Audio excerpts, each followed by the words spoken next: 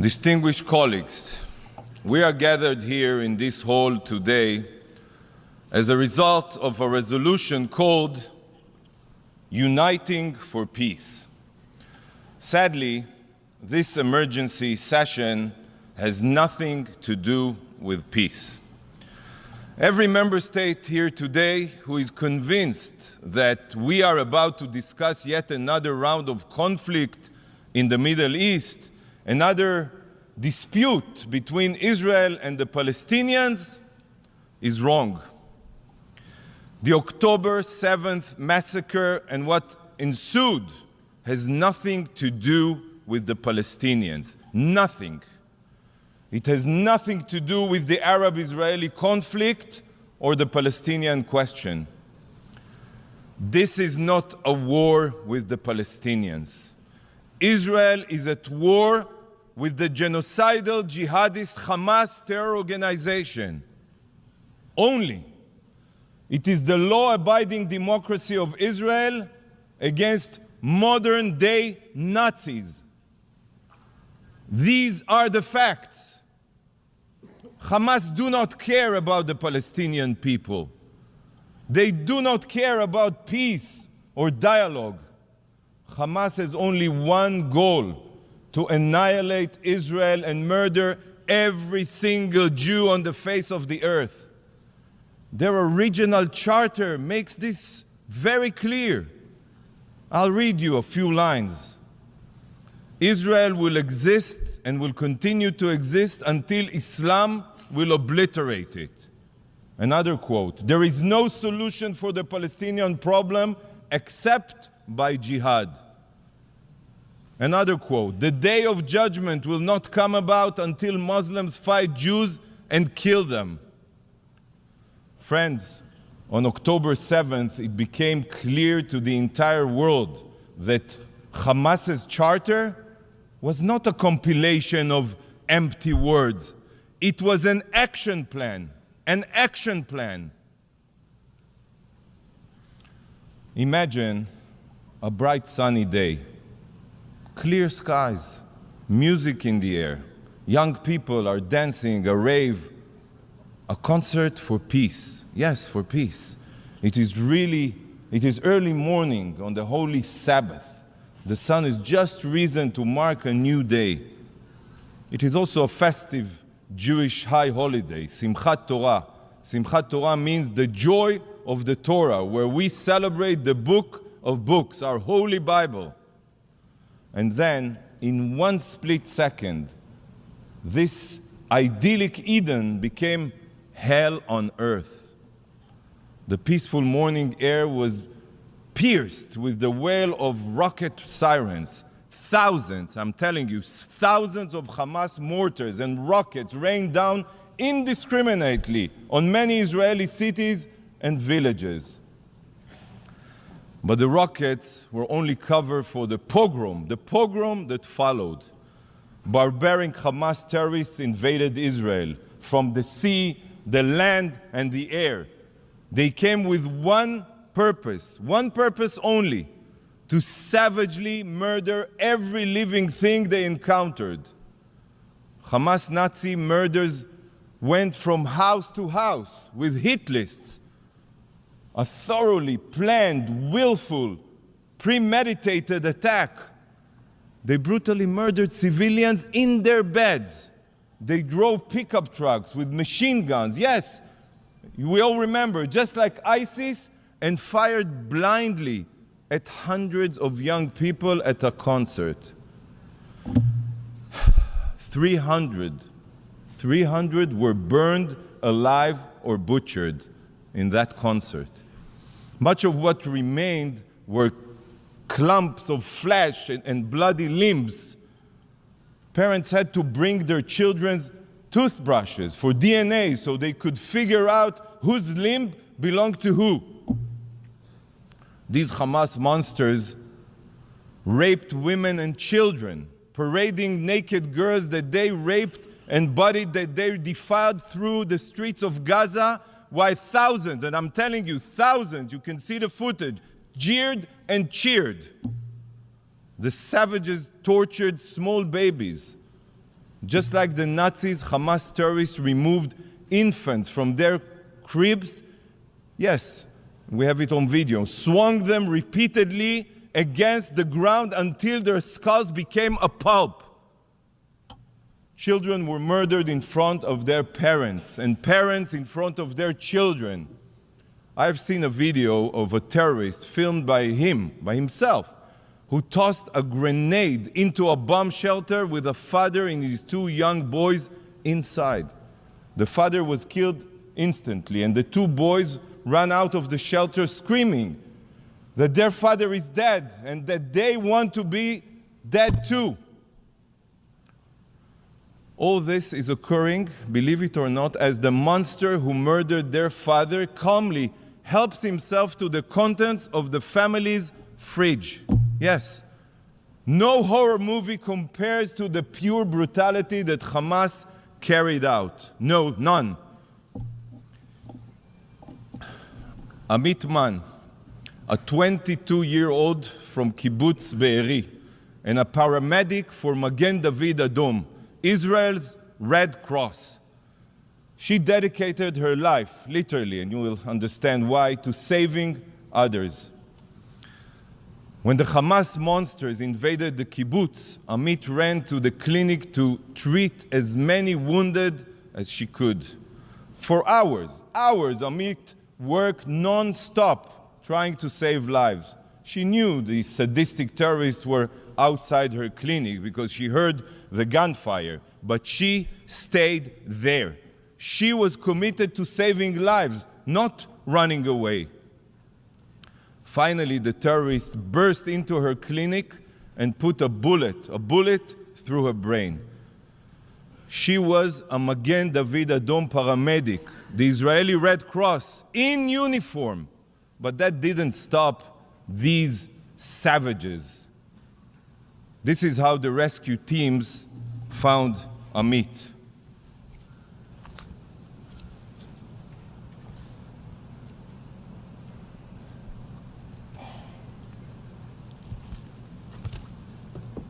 Ambulances were set on fire. Not one, many. Dozens of Magen David Adom medical teams were intentionally targeted on their way to tend to the wounded, and many other paramedics were murdered. Barzilai Hospital in my hometown city, Ashkelon, in Israel, suffered direct hits from Hamas rockets. Not for the first time. Hamas has been deliberately firing rockets at it for years, intentionally. Yet, not a single condemnation of this barbarity has been mentioned here. Not here, not by the Security Council, not by the Secretary General, and not by this absurd resolution. It seems that hospitals and medical teams only need to be protected as long as they are not Israeli. The hypocrisy is beyond belief, beyond belief.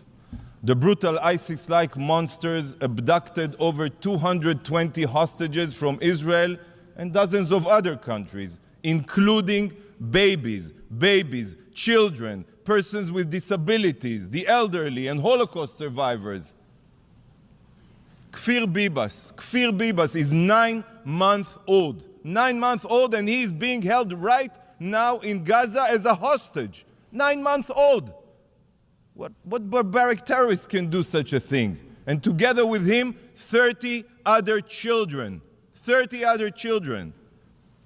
We saw Hamas's brutality in Israel. I cannot begin to fathom what horrors the hostages are enduring right now, as we speak here.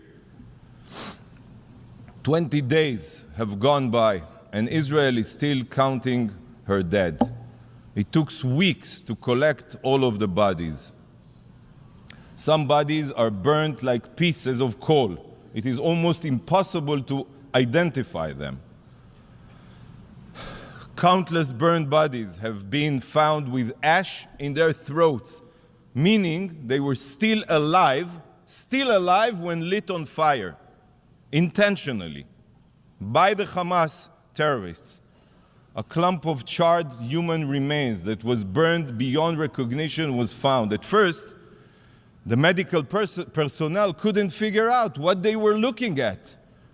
Yet, after a CT scan, it became clear that they were two spines, not one, two spines bound together with wire.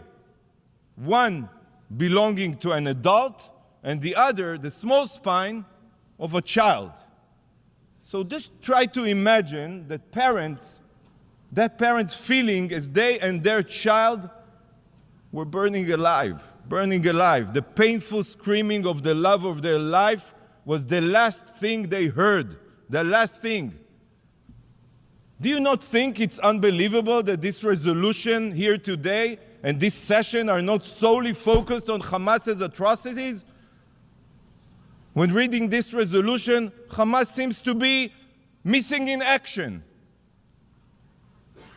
The drafters of the resolution claim to be concerned about peace, yet the depraved murderers who initiated this war are not even mentioned in the resolution, not even mentioned. They see each one of you as puppet. They write a resolution completely devoid of any content related to the situation. They assume that you have already forgotten who it is that is responsible for the inhumane violence, and they just expect you to support it automatically. This resolution is a disgrace to your intelligence, a disgrace. It is unfathomable that such a resolution, one that doesn't even mention Hamas, could possibly be voted upon here. Let that sink in, please. Distinguished representatives, Hamas carried out atrocities, the likes of which we have not seen since the Holocaust. Yet, unlike the Holocaust, where the evidence we have is mostly black and white photographs and soundless footage, here the proof is in high definition. Because some of it is from, yes, security footage, but much of it is from the cell phones and GoPro cameras belonging to the Hamas Nazis themselves. Many may be asking, why did they film their sadistic violence? Well, I'll tell you why. Very simple. They filmed it in order to terrorize the Israeli public, to release these videos and put fear in the hearts of the citizens of Israel. By the way, this is what terrorists do. They terrorize. I have seen much footage over the past weeks that will be seared into my mind forever. But there is one sight that I keep on seeing when I try to sleep. In the video, one can see a terrible injured civilian, bloodied yet alive, laying on the ground as a Hamas savage screaming, Allahu Akbar, repeatedly pummels the man's neck with a garden hoe in order to decapitate him. The man on the ground is an agricultural worker from Thailand. He's not Israeli, he's not Jewish. He was merely alive trying to make a living for his family. But he was decapitated with a blunt gardening tool. Horrifying.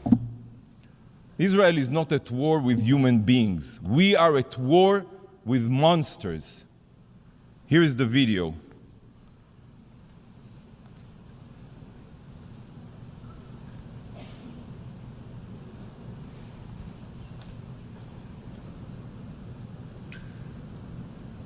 بس هات سكينة هات سكينة هات سكينة هات سكينة هات أنا بالله عليك بالله عليك والله غير بجد على راسه أنا بالله عليك الله أكبر هات أنا الثاني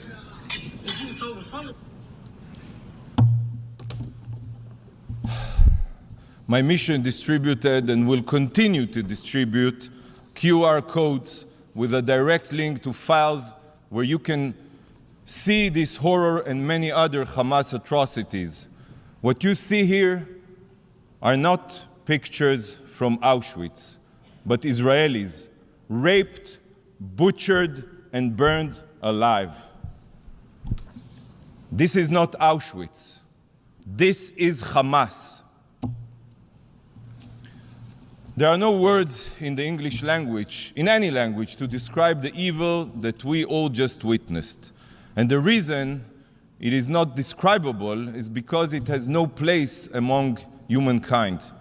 Over 1,400 have been slaughtered, 1,000 injured, and over 220 hostages are being held right now by Hamas ISIS terrorists.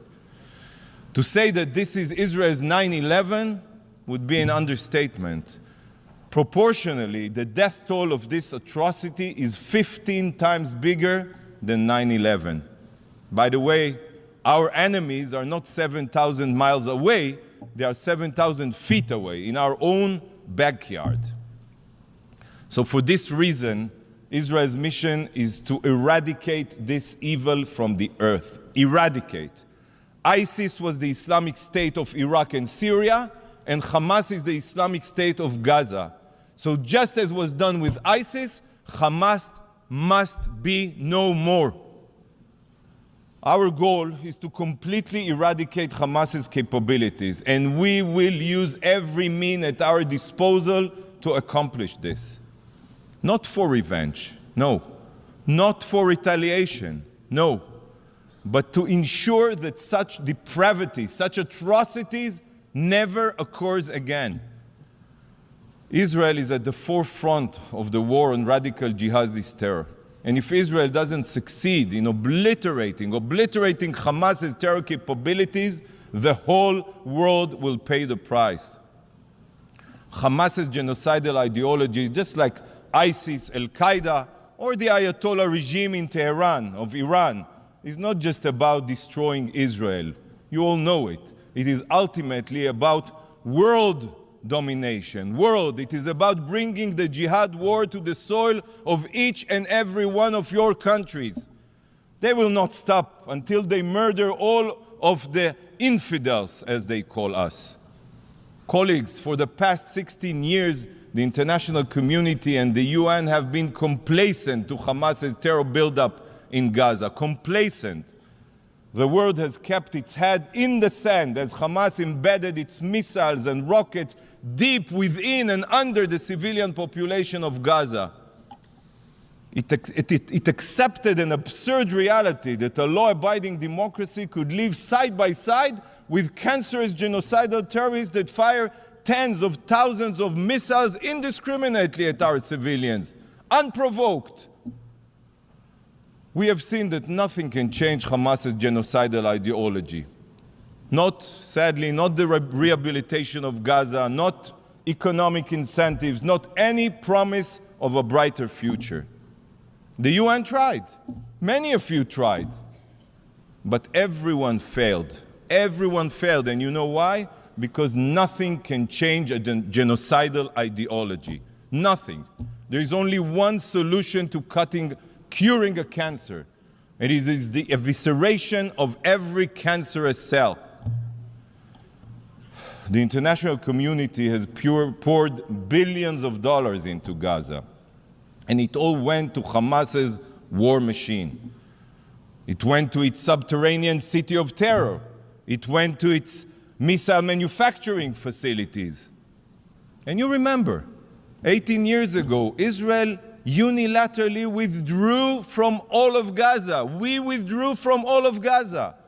Hamas could have invested the international funding it received into building power plants, water desalination plants, every other civil infrastructure. But no. Instead, Hamas exploited every inch of the Gaza Strip for their violent goals. Because to Hamas, Gazan civilians are nothing more than mere cannon fodder, human shields who in death become pawns for Hamas's libelous propaganda campaign. Hamas is counting on you. They are certain that despite the terror and massacre, the UN will still come to their rescue and prevent Israel from defending itself. Friends, Israel is on a rescue mission. our rescue mission to save our hostages, to save our future, and to save the people of Gaza from their savage tyrants. Our rescue mission. And colleagues, the rescue mission can end quickly. Now, it can end now. No need for complicated, empty resolutions. It can end now. Should Hamas put down their arms, return our hostages, and turn themselves in, this war will end without one more shot being fired. Not even one. Why do you not unite and call on Hamas to do this? If the drafters of this resolution truly want peace, if they truly want an immediate solution, then why do they not demand this of Hamas? Instead, this resolution does the exact opposite of finding a solution. The exact opposite. Rather than promoting peace, it only ensures more violence. It should be called uniting for terror, not uniting for peace. Israel has been attacked and continues to be attacked. This is a fact right now in the south from Hamas and in the north from Hezbollah. Meanwhile, the resolution calls for an immediate ceasefire. A ceasefire means giving Hamas time to rearm itself so they can massacre us again. This is not speculation. They will do so. You all know this. Any call for a ceasefire is not an attempt at peace. It is an attempt to tie Israel's hands, preventing us from eliminating a huge threat to our citizens. But the resolution's distortions go even deeper than that. Hamas, the terror group that started this war, I reiterate, is not even mentioned, not even once. In fact, the only hidden reference to these barbaric terrorists can be found in calls on both parties. Both parties? This is a false, immoral comparison between the law-abiding democracy of Israel and genocidal jihadists. And the drafters are counting on the fact that each and every distinguished representative here will blindly go along with their ploy. This resolution is an insult to your intelligence, and the only place this resolution belongs is in the dustbin of history, the dustbin of history. But colleagues, this resolution is not the only thing here today that is detached from reality. In a short time, a representative of the evil regime that trained, funded, and armed Hamas for the October 7th massacre will address you. The Ayatollah regime of Iran has the blood of thousands of Israelis on its hands. It has the blood of hundreds of thousands of oppressed Iranians, of Ukrainians, of Americans, of Emiratis, and so many others on its hands. Iran is known as the world's #1 state sponsor of terror, and for good reasons. It's completely natural that the foreign minister of this brutal regime should be the speaker following the resolution drafter. The country with a Nazi ideology of annihilating Israel, publicly says, stands in solidarity with its proxy Hamas, which shares the same Nazi ideology and aims for our destruction. This is completely understandable. Indeed, mere days ago, he spoke with the leaders of Hamas and its twin terror group, Palestinian Islamic Jihad, praising them for the slaughter. And today he is here to fill your ears with poison. Indeed, uniting for peace, uniting to butcher every Israeli to pieces. This man, the mass murderer, or any other representatives of the terror regime in Iran has no place at the UN, let alone in the family of nations.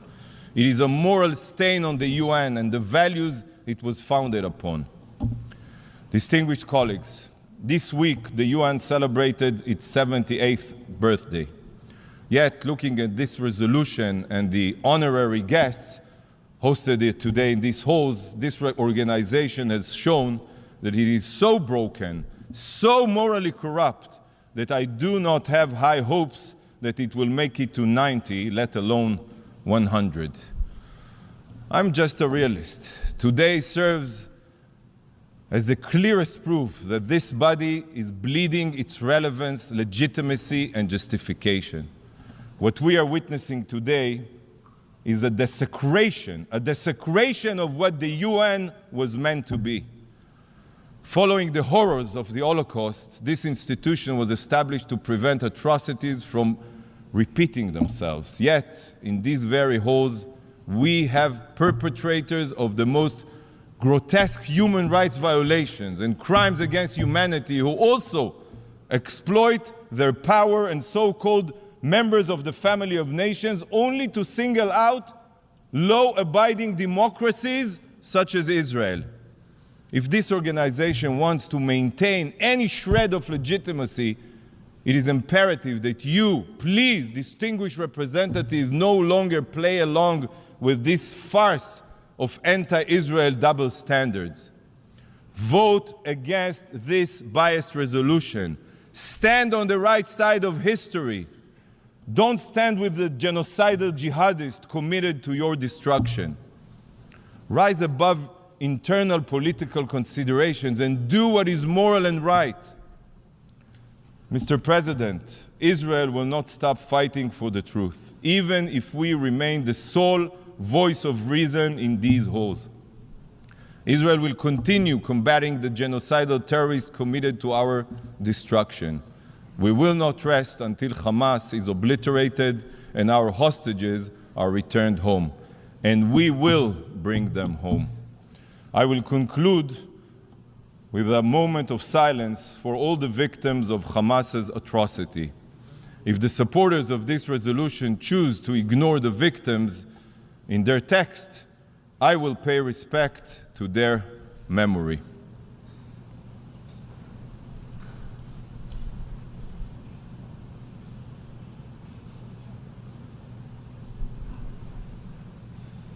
Thank you, Mr. President.